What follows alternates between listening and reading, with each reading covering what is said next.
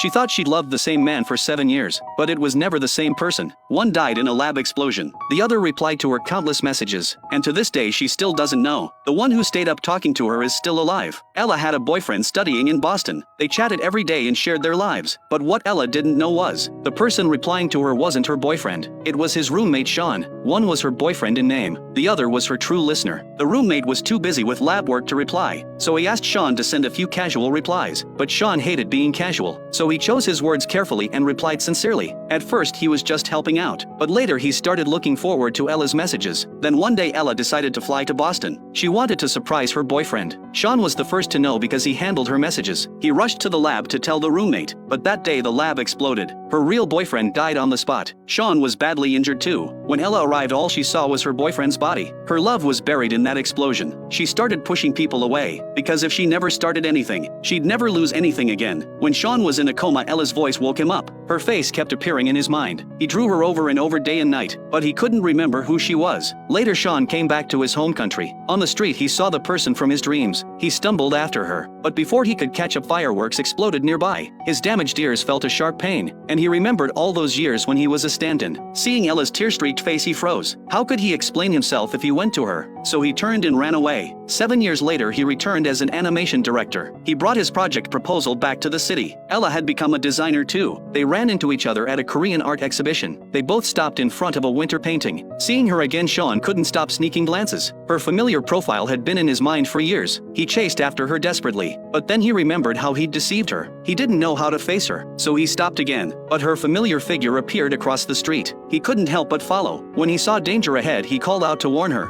but Ella had headphones on and couldn't hear. In desperation, Sean shouted the name from his memory. Ella stopped and looked back. The metal frame in front of her collapsed. Thankfully, she was safe. Many people crowded around her. Ella looked back across the street, but no one was there. Still, she was sure she'd heard someone call her name. The next day, Sean went to Ella's company for a meeting. In the hallway, he picked up a pen. It had Ella's name engraved on it. It was the pen he'd customized for her 7 years ago. His fingers trembled as he held it. When he looked up, Ella was walking in slowly.